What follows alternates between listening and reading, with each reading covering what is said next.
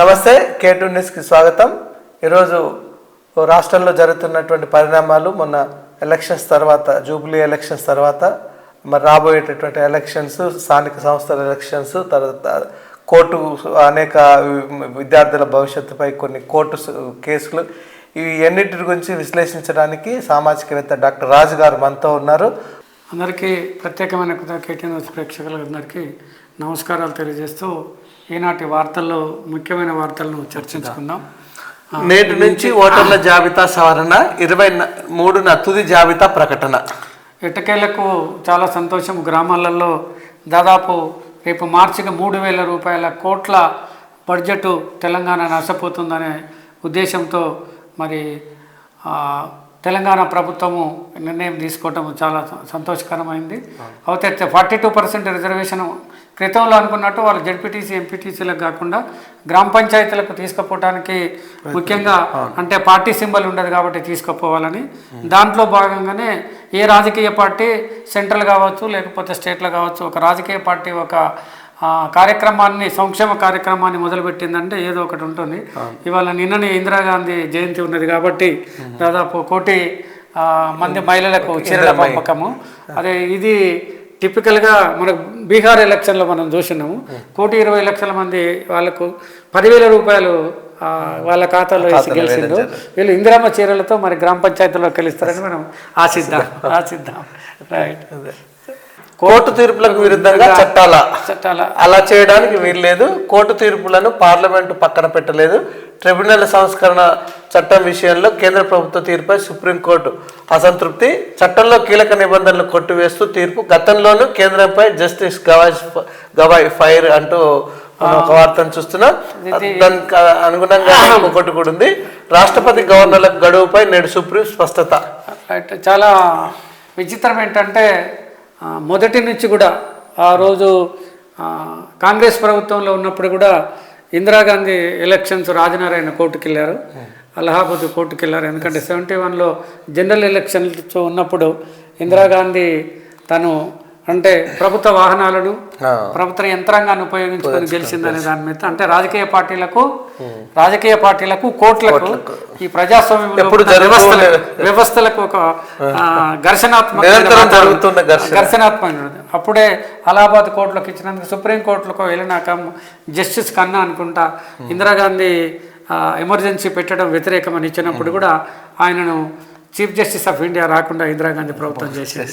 So ఇప్పుడు కూడా అప్పటికంటే ఇంకా ఎక్కువ, అంటే 30 సంవత్సరాల కాంగ్రెస్ ప్రభుత్వం కంటే ఎక్కువగా బీజేపీ ప్రభుత్వం 2014లో వచ్చిన దగ్గర నుంచి అన్ని రాజ్యాంగ వ్యవస్థలను, ఇటు కోర్టులను కావచ్చు, అటు తర్వాత ఇదేంటి మన అడ్మినిస్ట్రేటివ్ కావచ్చు, అన్నిటిని కూడా, తర్వాత ఎలక్షన్ కమిషన్ కావచ్చు, so even university grants commission కావచ్చు, ఈడీని కావచ్చు, అన్నిటిని కూడా కొంత కంట్రోల్ చేసే ప్రయత్నం చేస్తుంది. దాంట్లో భాగంగానే మరి అసలు 2014 వచ్చిన వెంటనే 2014లో వచ్చిన వెంటనే వాళ్ళు పంచవర్ష ప్రణాళికను తీసేసారు, నీతి ఆయోగ్ అని పట్టుకొని వచ్చారు. సో కాంగ్రెస్ వాళ్ళు చెప్పేదే కాంగ్రెస్ ముక్త భారత్. కాంగ్రెస్ ఏ లేకుండా చేయాలంటే, సో అంటే ఇప్పుడు సుప్రీంకోర్టు ఈ జడ్జిమెంట్ ముందు కొలీజియం వ్యవస్థతో వాళ్లకు బీజేపీకి ఫైట్ స్టార్ట్ అయింది. కొలీజియం వ్యవస్థ ఏంటంటే సెంట్రల్ కొలీజియం ఉంటుంది, స్టేట్ కొలీజియం ఉంటుంది. కొలీజియం వ్యవస్థలో ఏంటంటే న్యాయమూర్తులను, సుప్రీంకోర్టు న్యాయమూర్తులను నిర్ణయించే క్రమంలో, ఇక్కడ రాష్ట్రంలో హైకోర్టు న్యాయమూర్తులను ఉంచే క్రమంలో 1995 నుంచే కొలీజియం వ్యవస్థ వస్తుంది. సో అందులో ప్రధానమంత్రి ఉంటారు. అప్పట్లో బిగినింగ్ లోనైతే రిటైర్డ్ అంటే క్యాబినెట్ హోదా ఉన్న క్యాండిడేట్లు ఉంటారు. రిటైర్డ్ క్యాబినెట్, అదంటే సెంట్రల్ గవర్నమెంట్ లో ప్రిన్సిపల్ సెక్రటరీలు ఉంటారు, ఇక్కడ కూడా చీఫ్ సెక్రటరీ ఉంటారు స్టేట్ లో. రిటైర్డ్ వాళ్ళను బాగా నిష్ణాతులై న్యాయపరంగా బాగున్న వాళ్ళందరిని పెట్టి ఆ సిస్టమ్ నడుపుకుంటూ వచ్చారు. సో 95లో ఉన్నది ఏంటంటే కొలీజియం వ్యవస్థలో ప్రధానమంత్రి ఉంటాడు, ప్రతిపక్ష నేత ఉంటాడు, తర్వాత చీఫ్ జస్టిస్ ఆఫ్ ఇండియా. ఈ ముగ్గురు కలిసి సుప్రీంకోర్టు జడ్జిలను నిర్ణయించుకుంటారు. వాళ్ళకు కొన్ని గైడ్ లైన్స్ ఉంటాయి. అంటే హైకోర్టులో పనిచేస్తే 10 సంవత్సరాలు ఉండాలి, సుప్రీంకోర్టు న్యాయమూర్తిగా ఉన్నట్టు 10 సంవత్సరాలు ఉండాలి. ఆల్రెడీ న్యాయమూర్తి అంటే సుప్రీంకోర్టు మన దగ్గర దాదాపు 25 హైకోర్టులు ఉన్నాయి. సో హైకోర్టులో న్యాయమూర్తులు కానీ అక్కడ సుప్రీంకోర్టు న్యాయమూర్తులు 34 మంది ఉన్నారు. సో చీఫ్ జస్టిస్ కానీ న్యాయమూర్తిగా నిర్ణయించడానికి ఒక కొలీజియం వ్యవస్థ ఉన్నది. కొలీజియం వ్యవస్థలో ముఖ్యంగా ముగ్గురు ఉంటారు, నలుగురు ఉంటారు. ఒకరేమో ప్రధానమంత్రి ఉంటాడు, ప్రధానమంత్రి ఉంటాడు కొలీజియం లోపల. దాని తర్వాత నలుగురు సిజేఐ ఉంటారు, కొలీజియం లోపల chief justice of India chairman గా ఉంటారు. దాని తర్వాత నలుగురు సీనియర్ మోస్ట్ న్యాయమూర్తులు ఉండి మిగతా వాళ్ళని న్యాయమూర్తులను నిర్ణయం తీసుకుంటారు. ఇది కొలీజియం వ్యవస్థలో కూడా 5గురు ఉంటారు. ఫస్ట్ ఇది CJI chief justice of India. దాని తర్వాత నలుగురు న్యాయమూర్తులు ఉంటారు. ఏ న్యాయమూర్తులు? సుప్రీంకోర్టులో పనిచేసే వాళ్ళు. వీళ్ళు హైకోర్టులను డిసైడ్ చేసుకుంటారు. ఇక్కడ హైకోర్టులో కూడా చీఫ్ జస్టిస్ ఆఫ్ హైకోర్టు, మిగతా 2 సీనియర్ న్యాయమూర్తులు కట్టి కింద కోర్టులో సెంట్రల్ లో హైకోర్టు జడ్జీలు న్యాయమూర్తులు వాళ్ళని చేస్తారు. అయితే వీళ్ళు వచ్చిన వెంటనే 2014లో బీజేపీ గవర్నమెంట్ వెంటనే 2015 లోపల వాళ్ళ NJAC national judicial appointment committee అని ఒక దాన్ని నిర్ణయించారు. అందులో ఏం చేసిందంటే అందులో వాళ్ళ క్రమంలో ఏం చేశారంటే న్యాయమూర్తుల సంఖ్యను ఏం చేసిండ్రు, న్యాయశాఖ మంత్రిని పెట్టారు. అంటే మెజారిటీ అంటే చీఫ్ జస్టిస్ ఆఫ్ ఇండియా ఉన్నా కూడా ఏం చేశారంటే 2 ఎక్స్ అఫీషియో మెంబర్లు, 2 సీనియర్ న్యాయమూర్తులు, తర్వాత న్యాయశాఖ మంత్రిని అంటే ప్రధానమంత్రితో ఉన్న ట్రైన్ తీసుకున్నారు. ప్రధానమంత్రి అంటే వీళ్ళ మెజారిటీని తగ్గించి అడ్వకేట్ల మెజారిటీని తగ్గించడానికి ఇదేంది నేషనల్ NJAC అంటారు, నేషనల్ జ్యుడిషియల్ అపాయింట్మెంట్ కమిటీ అని వేసేసి న్యాయమూర్తుల యొక్క కొలీజియన్ సిస్టమ్ని క్యాన్సిల్ చేసి 15లో పోయారు. సో వాళ్ళు హైకోర్టుకు ఎక్కారు. న్యాయమూర్తులందరూ అడ్వకేట్స్ ఆర్ రికార్డ్ అనేటువంటిది ఢిల్లీలో ఒక పెద్ద అడ్వకేట్లది న్యాయవాదుల యొక్క సంస్థ ఉంది. వాళ్ళు కోర్టులోకి ఎక్కారు. కోర్టులోకి ఎక్కితే సుప్రీంకోర్టు జడ్జిమెంట్ ఏమి ఇచ్చిందంటే కొలీజియన్ సిస్టమ్ పాత సిస్టమే ఇంప్లిమెంట్ చేయాలనేటువంటిది ఇచ్చింది. తర్వాత అంటే ఇప్పుడు అప్పటి నుంచి స్టార్ట్ అవుతుంది వ్యవహారం. సో అదే విధంగా ఇప్పుడు దీంట్లో ఏంటంటే కోర్టు తీర్పు పక్కన పెట్టి ట్రిబ్యునల్ సంస్కరణలు ఏమైందంటే మనకు స్వాతంత్రం జరిగినప్పుడే 1941లోనే కోర్టులకు లోడ్ ఎక్కువైపోతుంది అని 1941లో వచ్చింది. దాని తర్వాత అంటే స్వాతంత్రం వచ్చిన తర్వాత 1976 లోపల ఈ లోడ్ ఎక్కువైతుందనే ఉద్దేశంతో రెగ్యులర్ కోర్టులకు లోడ్ ఎక్కువైతుంది అనేటువంటి ట్రిబ్యునల్ సిస్టమ్ వచ్చింది. 42 అమెండ్మెంట్ రాజ్యాంగ 42వ సవరణ ద్వారా 1976లో ట్రిబ్యునల్ కాన్స్టిట్యూషన్ అయిపోయింది. ట్రిబ్యునల్ సిస్టమ్ అంటే ఏంటంటే ఇప్పుడు IAS ఆఫీసర్స్ ఉన్నారు, వాళ్ళ ఉద్యోగాలు, ప్రమోషన్లు, జీతభత్యాలు అవన్నీ ట్రిబ్యునల్ చూస్తుంది. సెంట్రల్ గవర్నమెంట్ ఇవన్నీ చూస్తుంది ఉద్యోగం. తర్వాత ఇన్కమ్ ట్యాక్స్ డిపార్ట్మెంట్ కూడా స్పెషలిస్ట్ ఉంటారు, సెపరేట్ ట్రిబ్యునల్ ఉంటుంది.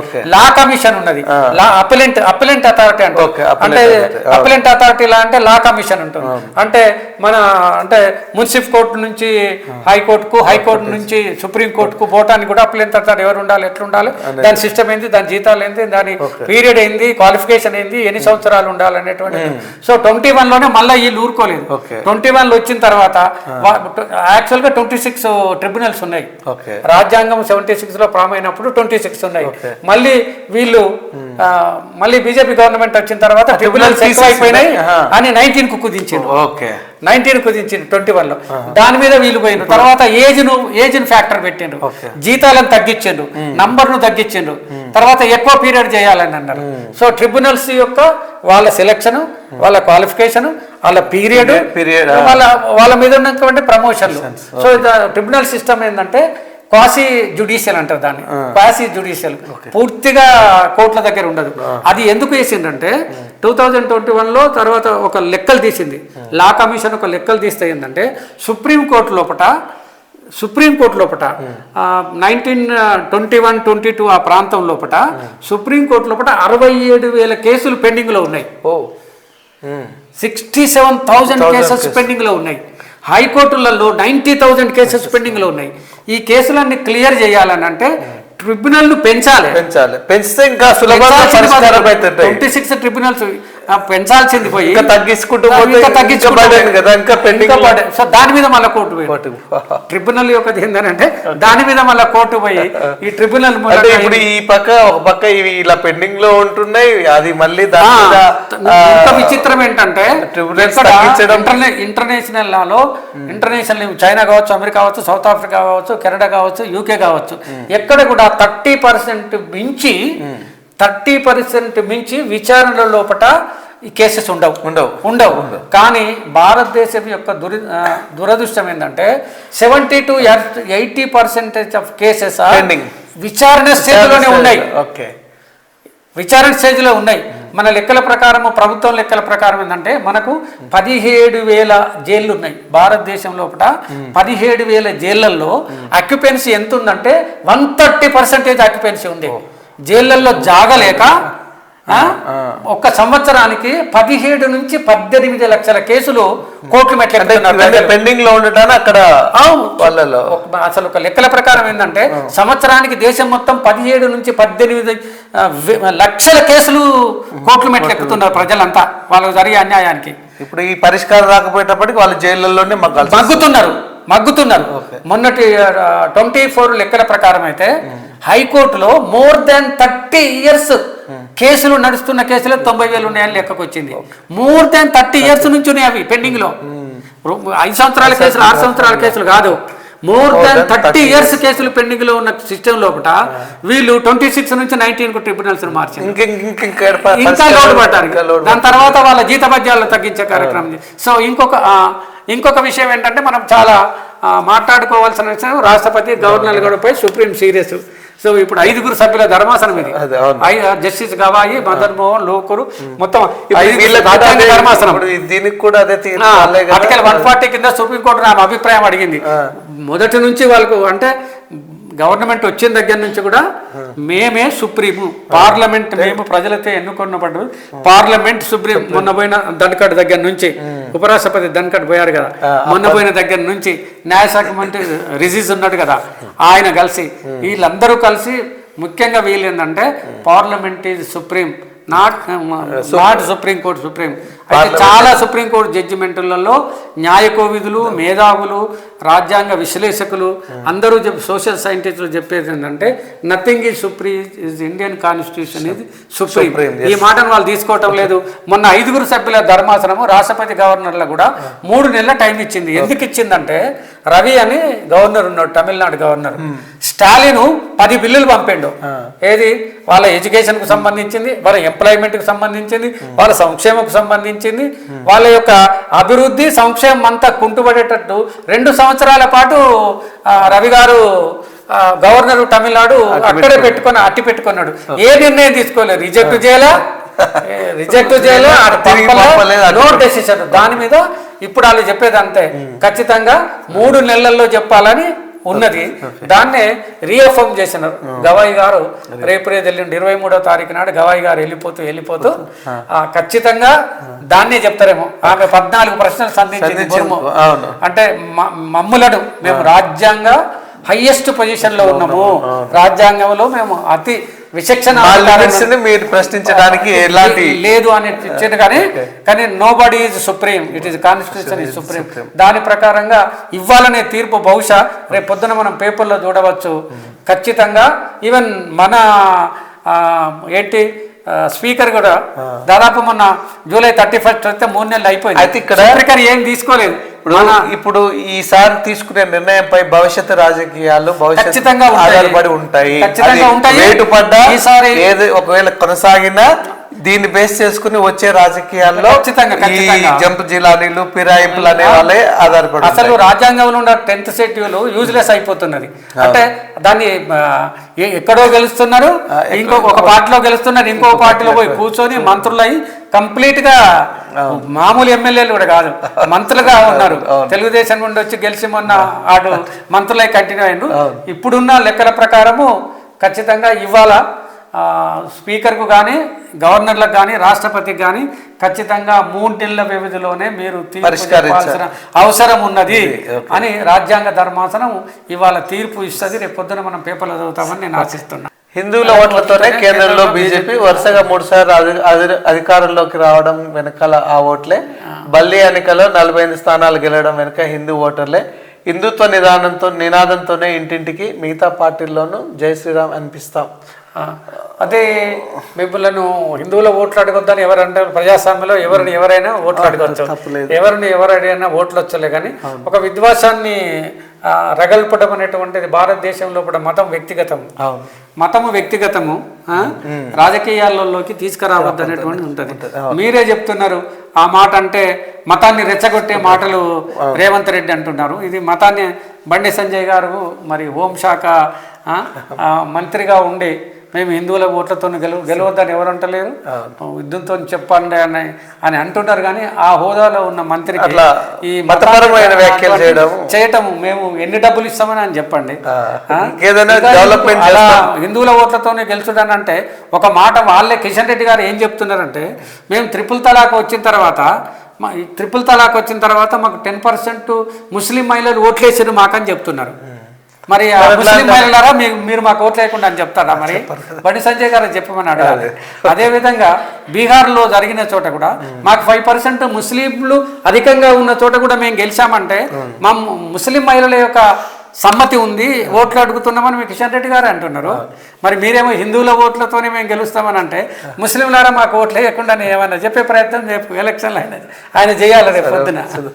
తర్వాత ఇంకొకటి మనము గ్రూప్ 2కి సంబంధించినటువంటి గ్రూప్ 2 తీర్పుపై అప్పీల్కు చాలా దురదృష్టము క్యాన్సిల్ చేయటము. అంటే 2016లో గ్రూప్ 2 పడ్డాయి. అసలు బీఆర్ఎస్ ప్రభుత్వము అసలు మన తెలంగాణ నీళ్లు నిధులు నియామకాలు అనేటువంటిది గ్రూప్ 2ను కూడా 10 సంవత్సరాలు గ్రూప్ 1 పెట్టి యాగి చేసిండ్రు. మొన్న అట్లగో ఇట్లగో గవర్నమెంట్ ఇచ్చింది.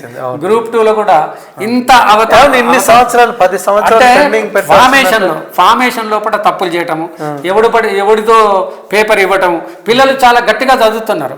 ఆ మూల్యాంకన ద్వారా పేపర్ బయటకు వచ్చిన తర్వాత అసంబద్ధమైనటువంటి ఆన్సర్లు, క్వశ్చన్ ఫ్రేమింగ్ లో తప్పులు, ఆన్సర్ ఇవ్వటంలో తప్పుడు. తర్వాత ఏంటంటే లెక్కల మాస్టర్ కు హిందీ దిద్దమని ఇవ్వటం, హిందీ మాస్టర్ కు సైన్స్ దిద్దడం అని ఇవ్వటం. అంటే మూల్యాంకనం ఏ సిస్టమ్ లో కూడా అంటే క్వశ్చన్ ఫ్రేమ్ వర్క్ లో లేదు, ఆన్సర్ ఫ్రేమ్ వర్క్ లో లేదు, టోటల్ కంప్లీట్ నిర్వహణ. అంటే అసలు అంటే పిల్లలని అంటే బహుశా ఈ ఎమ్మెల్యేల పిల్లలు, కార్పొరేట్ పిల్లలు ఉద్యోగాలకు రారు.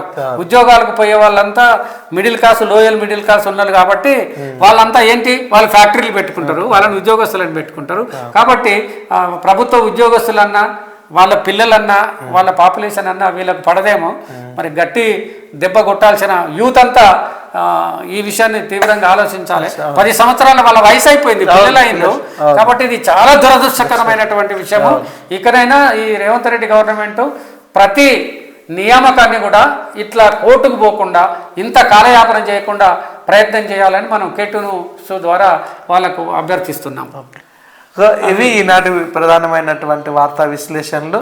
మరిన్ని విశ్లేషణల కోసం చూస్తూ ఉండండి K2 News. Thank you very much. మమ్మల్ని ఆశ్రయించుకున్నందుకు దయచేసి K2 Newsను సబ్స్క్రైబ్ చేయాలని కోరుతున్నాం. జై భీమ్, జై భారత్. Thank you.